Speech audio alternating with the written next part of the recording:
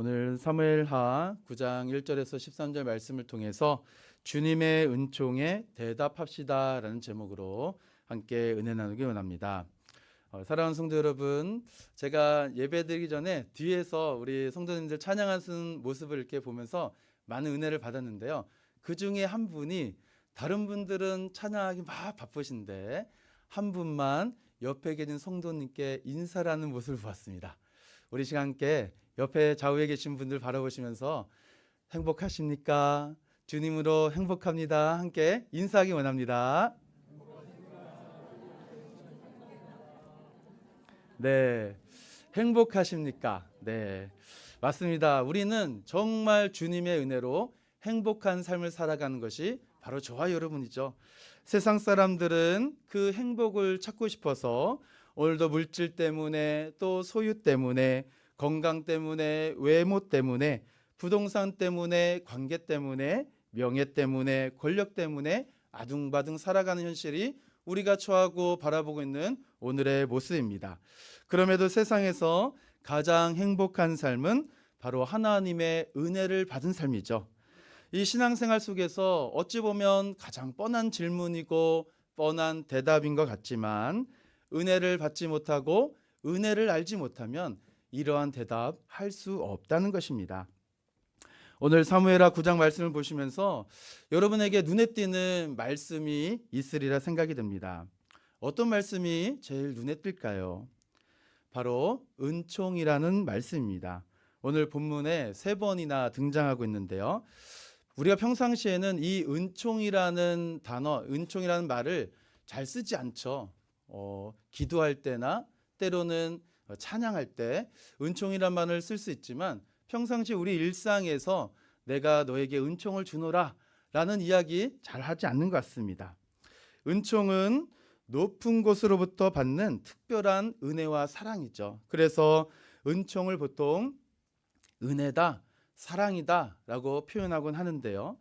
특히 오늘 우리가 살펴볼 오늘 사무엘하 9장에 나타난 이 다윗 왕을 통하여 나타난 은총, 이 다윗 왕 사무엘하 9장에서는 이스라엘의 왕이 된 상태입니다.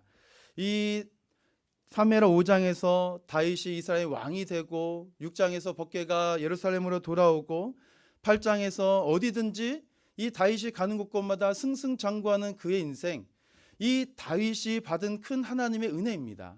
이 받은 은혜를 그가 9장과 10장에 어떻게 사용하는가라는 것이죠. 9장에서는 오늘 우리가 읽은 말씀같이 예루살렘, 이 이스라엘 나라 안에다 사용하고, 그리고 10장에서는 나라 민족, 이방 나라까지 이 은총을 베푸는 이야기의 흐름이 계속 연결되고 있는데요. 사람들은 저마다 이 높은 자리에 올라가면 또 일이 잘 풀려지면 은혜와 은총을 잊고 저마다 자기 자신의 능력으로 내가 여기까지 왔다라는 생각으로 교만하게 빠집니다. 그러나 오늘 다윗의 모습을 보면 그러한 모습이 보이지 않다라는 것이죠. 일이 잘 되고 자기 자신이 왕이 되었음에도 불구하고 이 모든 것이 나의 공로가 아니라 하나님의 은총, 하나님의 은혜에 있다라는 것을 발견하는 우리 사랑하는 모든 성도 되기를 주님의 이름으로 축원함을 드립니다. 다윗은 우리가 잘 알고 있습니다. 그가 어떤 인생을 살았는지요. 정말 모진 인생, 사울 왕에게 쫓기고 도망치며 죽음까지 위협을 받았던 그의 인생을 살았습니다. 이러한 상황 속에서 하나님은 다윗에게 은총을 주셔서 그를 이스라엘 왕으로 세우십니다. 그래서 다윗과 함께하는 모든 사람들은 이 하나님의 은총으로 인하여서 이스라엘의 주요 자리, 그리고 오늘 우리가 읽지 않았지만 8장 마지막에 보시면 다윗의 아들까지도 대신들이 되었다라고 이야기하는데요.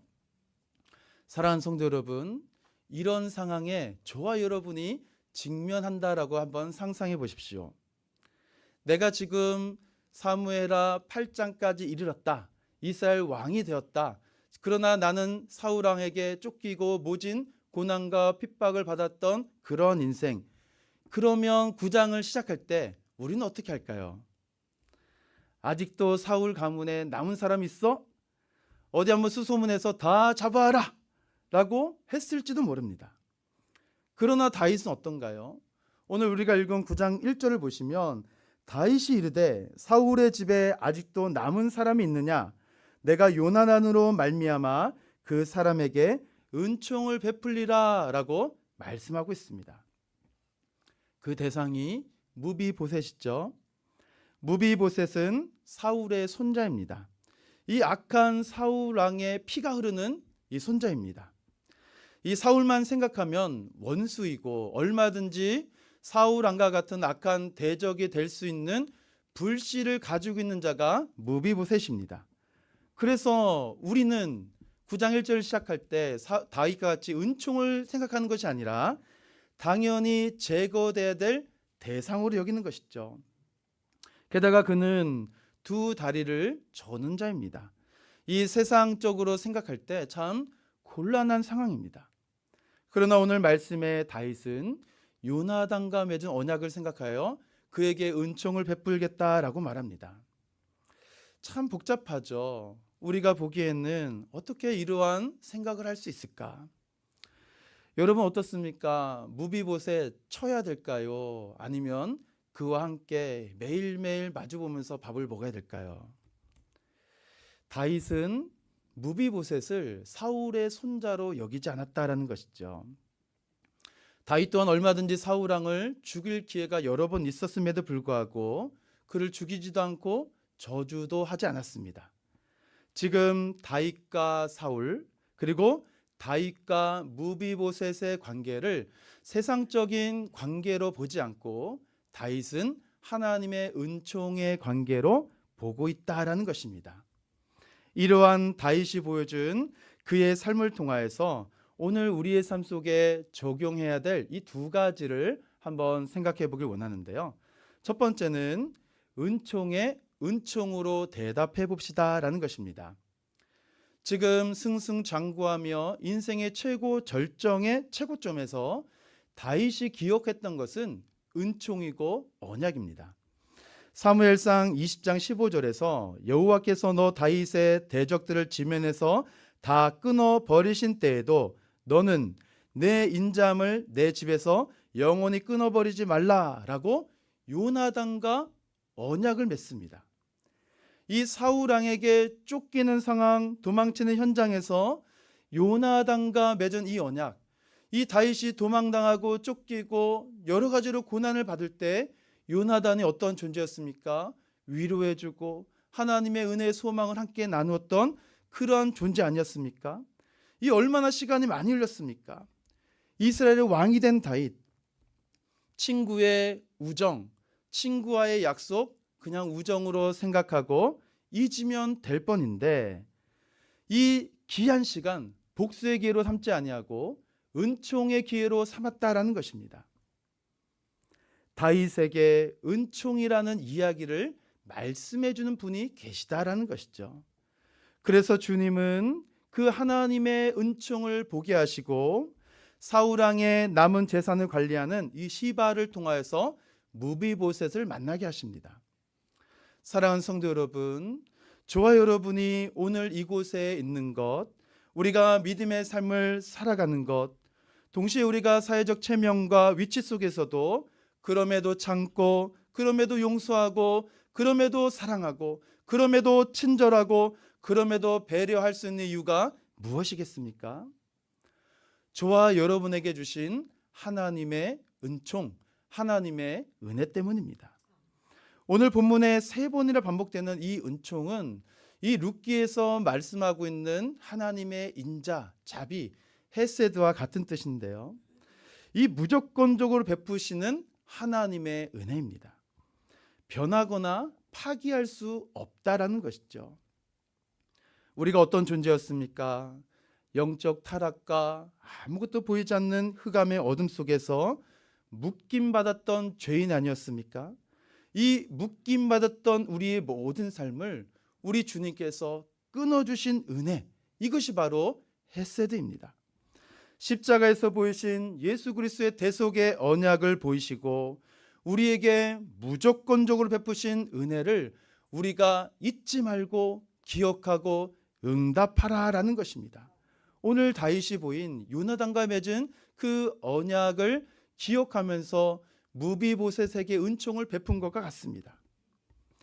하나님의 변치 않는 사랑 때문에 나라가 강건하게 되어지고 자기 자신의 삶도 이제 목동에서 이스라엘의 왕이 되었습니다. 이것에 대한 믿음의 반응이 은총으로 대답한 것입니다.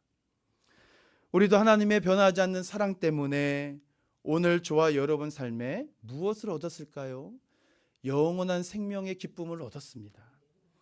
지금 저와 여러분이 보고 있는 것은 이 세상의 암울한 현실이 아니라 하나님 나라의 기쁨이고 영광이죠. 연약한 내 삶에 견고함과 안정과 때로는 풍랑에 있을지라도 우리 입술을 통하여 기도와 찬송과 감사가 나올 수 있도록 내 삶을 변화시켜 주시는 하나님의 은혜가 있었기 때문에 오늘 저와 여러분 이 은혜에 응답해야 된다는 것입니다.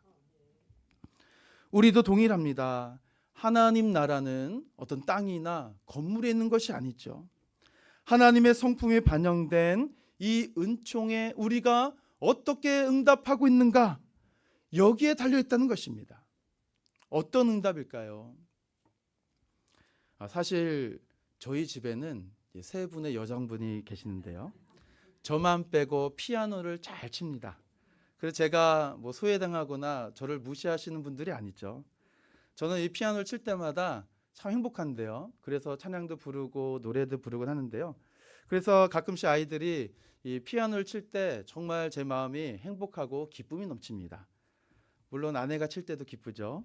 네, 이 음악에서요, 제가 음악은 전문가가 아니기 때문에 음악에서 꾸미음이라는 것이 있습니다. 이 꾸미음은 원래 멜로디에 우아함을 줄 뿐만 아니라 이 특정 음에 활기를 주거나 화성에도 변화를 주어서 음악을 풍성하고 우아하게 해주는 건데요.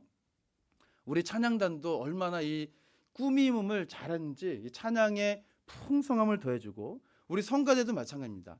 이 풍성함과 우아함이 있는데요, 왜 갑자기 은총 이야기에서 이 음악 이야기로 바뀌었을까요? 이 꾸미음이라는 표현이 그레이스 노트라고 하기 때문입니다. 이 은혜에 대한, 은총에 대한 반응이 우리의 삶에 꾸미음과 같이 나타났으면 좋겠습니다. 하나님의 은총을 받은 삶이 그냥 뻣뻣한 삶을 살아가는 것이 아니라 우리 몸된 교회 공동체 지체를 바라볼 때마다 내가 속한 일터와 직장과 삶의 모든 여정 속에서 활력과 우아함을 발휘해보자라는 것이죠. 딱딱한 우리의 관계 속에서 지사님 커피 한잔 하실까요? 우리 성도님 제가 커피하면 대접하고 싶습니다. 제가 먼저 섬겨볼게요. 제가 하겠습니다. 내가 누린 은총을 공유하고 먼저 한 발짝 다가서는 것, 이것이 바로 하나님의 은총에 응답하는 그레이스 노트, 꾸미음의 활력과 우아함을 우리 모두가 살아보자라는 것입니다. 두 번째는 은총을 위해 집요하게 그 은총의 대상을 찾아내는 것입니다. 오늘 본문의 무비보셋은 이 사울 왕이 죽은 후에 그의 신하들이 이 소식을 듣고 그 유모가 무비보셋을 안고 도망치다가 떨어뜨렸습니다. 그래서 이 무비보셋 5살에 이 두 다리를 절게 되는데요. 그리고 무비보셋은 이 다윗 왕의 승리, 그가 왕이 된 이후에 그가 로드발이라는 작은 마을에 정착하고 숨어 지내게 됩니다. 사실 무비보셋은 두 다리만 장애를 입은 것이 아니라 보이지 않지만 그 마음에도 자기 자신도 모르게 수많은 어려움이 맺혀지게 되죠. 이 사울 왕의 가문이 완전히 무너졌습니다. 로드발이란 지역은 광야라는 지역인데요, 이 광야에서 숨어 지내는 왕의 후손 아닙니까? 그의 마음에 무슨 마음이 들었습니까? 아버지 요나단, 할아버지 사울왕 건사했으면 내가 이곳에 처박혀 살아가는 것이 아닌데, 그의 마음에 보이지 않게 분노, 좌절, 두려움, 상실, 여러 가지로 원망하며 살고 있은 이때에 다윗 왕의 호출을 듣게 된 것입니다. 이러한 눈으로 세상을 보면 어떻게 될까요? 온통 세상이 원망덩어리고 두려움 덩어리고 분노의 대상 아니겠습니까? 모든 것이 다 못마땅하다라는 것입니다. 사랑하는 성도 여러분, 우리도 그럴 때가 있지 않습니까? 내 마음에 누군가로부터 상처를 받을 때, 내 삶 속에서 깊은 좌절을 절망할 때, 우리가 바라본 이 세대, 이 시대, 이 세상은 어떨까요? 내 마음에 새겨진 그 시각과 시야가 고스란히 내 눈에 비춰지는 것이 우리의 현실 아니겠습니까? 그래서 우리도 절망으로 바라보고 상처로 바라보고 두려움으로 바라보는 것입니다. 이러한 삶에 필요한 것이 무엇입니까? 하나님의 은혜입니다. 지금까지 한 번도 보지 못했던 하나님의 은혜로 인하여서 우리는 하나님의 뜻을 보게 되어지고 하나님의 계획하심을 보게 되고 하나님의 생각을 알게 된다는 것입니다. 이것이 무엇일까요? 복음이죠. 예수 그리스도의 십자가의 죽음과 그 승리의 영광이 부정적인 말과 생각과 삶에 닫힌 우리의 모든 생각과 마음을 활짝 열어주셔서 지금까지 한 번도 경험해보지 못한 믿음의 언어, 생명을 살리는 생각, 우리의 발걸음이 누군가를 돕는 귀한 발걸음으로 이전의 두려움과 절망과 원망과 불평과 분노가 아니라 이제 내 마음에서 올라오는 은혜와 평강과 기쁨과 우리 주님이 주신 그 진리의 자유함으로 변화되었다라는 것입니다. 지금도 무비보셋처럼 이 세상에서 소망 없이 또 희망 없이 절망과 불평과 두려움으로 살아가는 이들이 얼마나 많은지 모릅니다. 누구 때문에? 이것이 없어서 부모 때문에, 환경과 상황 때문에 스스로 로드발에 갇혀서 살아가는 이들이 많다는 것입니다. 이들에게 은총이 필요한 것입니다. 무비보셋처럼 희망 없이 광야, 얼마나 아무것도 볼 수가 없고 무미건조한 그 세대에서 갇혀 지내는 이들 얼마나 많은지 모릅니다. 그래서 교회가 먼저, 우리 공동체가 먼저, 하나님의 특별한 은혜와 사랑을 받은 저희가 먼저 그들의 인생을 찾아내어서 이제 우리와 함께 더 이상 로드발에 갇힌 인생이 아니라 13절 말씀같이 이제 무비보셋이 어디서 거주합니까? 예루살렘의 산이라. 예루살렘, 하나님의 영광이 머물고 구원과 생명이 흘러가는 귀한 복음의 전당으로 그들의 걸음을 인도해야 된다는 것입니다. 우리끼리 만족하는 교회 아니죠. 우리끼리 맛있는 거 먹어가는 교회가 아닙니다. 이들에게 우리 인생의 전환점을 가져둔 예수 그리스도의 십자가를 전해야 된다는 사실입니다. 아니, 더 적극적으로 찾아내고 추적해야 된다는 것이죠. 이러면 어떻습니까? 우리 마음에 감사가 일어나야 되고 제가 하겠습니다라고 이야기해야 되지만 사실 이러한 요청에 불편한 것이 사실이죠. 이러한 가정이 스스로 허락이 되지 않습니다. 부담이 되기도 합니다. 그러나 우리가 받은 은혜와 은총을 기억한다면 그 은혜의 자리로 더 적극적으로 우리 공동체 지체에 절망으로 실족한 영혼이 있다면 찾아내는 것이죠. 기쁨의 교제를 마주할 수 있도록 그 장으로 인도해야 된다는 사실입니다. 이것이 무엇일까요? 우리의 추적의 원동력입니다. 내 힘으로 내가 가진 것으로 한번 해봐지, 이것이 아니죠. 우리의 추적의 원동력은 오늘도 내 삶의 유일한 힘이요 구원이요 생명 되신 예수 그리스도로부터 우리는 원동력을 삼아 가는 곳곳마다 오늘도 절망에 갇혀 로드발에 살아가고 있는 무비보셋을 찾아내는 것입니다. 왜요? 우리가 그렇게 은혜를 받았기 때문입니다. 그런데도 우리는 내 옆에 있는 우리 지체 사랑하지 못합니다. 우리 교회 건축을 위해서, 우리 교회 부흥을 위해서 우리가 뜨겁게 얼마나 많이 기도합니까? 그러나 가장 가까운 내 지체의 작은 실수도 우리는 용납하지 못합니다. 나에게 조금만 무례하게 굴어도 부글부글 분노가 끓어오는 것이 우리의 모습입니다. 우리도 은혜 받기 전에는 사도 바울같이 예수와 교회를 핍박하고 박해하고 폭행하였던 그런 존재 아니었습니까? 죄인 중에 괴수였을 때 우리 주님이 추적자가 되어주셨죠. 숨어 지냈던 우리의 삶에 복음을 통하여 우리를 찾아내 주셨습니다. 이것이 얼마나 큰 은혜인지 모릅니다. 주님의 끈질긴 추격으로 저와 여러분이 오늘 이 자리에 나오신 것 아닐까요? 추적의 원동력, 십자가의 은혜가 아니고서는 할 수가 없는 것입니다. 이것이 축복의 사용 방법입니다. 지금 생각나는 그 사람에게 찾아가 보시고 연락도 해보십시오. 내가 도와야겠다. 내가 용서해야 되겠다. 내가 위로해야 되겠다. 우리 가족일 수도 있고 우리 이웃일 수도 있고 우리 성도님일 수도 있습니다. 기회가 주어졌을 때 찾아가셔야 된다는 것입니다. 누군가를 도와주려면 나에게 불평과 희생이 따르기가 마련입니다. 그래서 더 어렵습니다. 그러나 교회가 무엇인가요?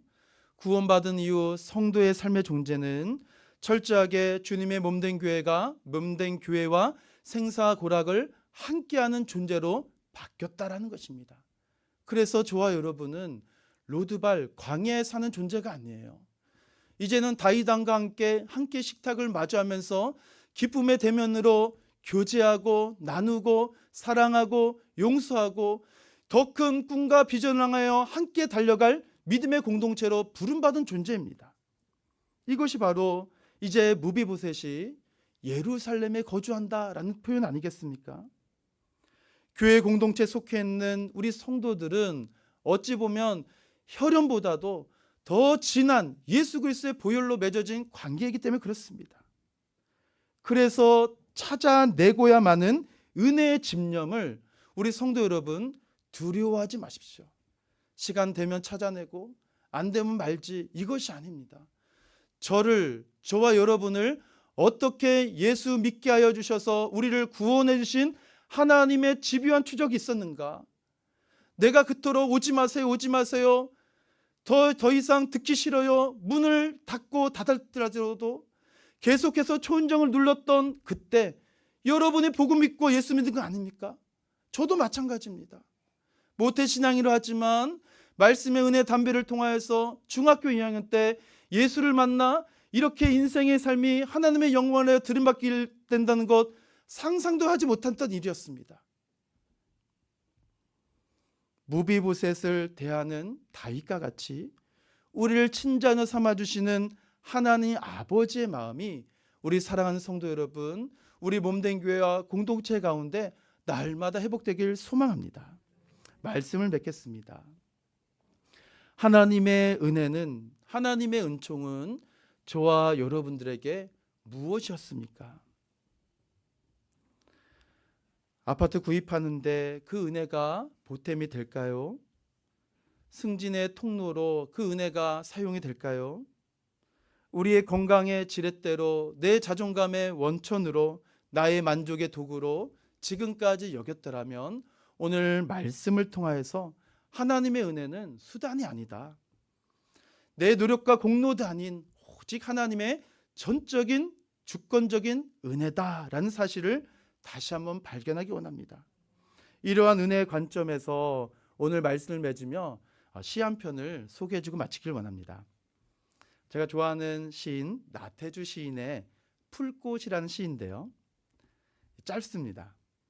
뽑으려니 모두 잡초였지만 품으려니 모두 꽃이었다. 끝입니다.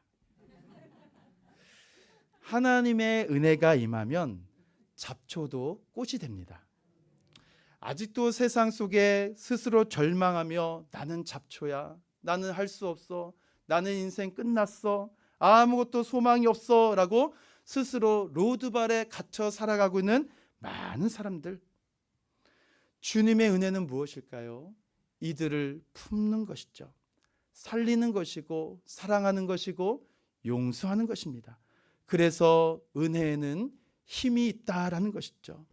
그래서 우리도 다윗 왕이 하나님의 은혜에, 그 은총에 반응한 것처럼 우리도 은총에 반응하여 한 번도 경험해보지 못한 꾸밈음, 우리도 우아하게 활력을 주는 믿음의 삶을 살아가 보시고, 동시에 아직도 이 예루살렘의 귀하고 복된 식탁의 자리 나오지 못한 이 무비보셋, 우리가 끝까지 찾아내어서 그들과 함께 기쁨의 식탁을 마련하고 그들과 함께 하나님 나라의 영광스러운 그 은혜를 함께 나누는 그 기쁨의 시간이 속히 임하길 주님의 이름으로 축원함을 드립니다.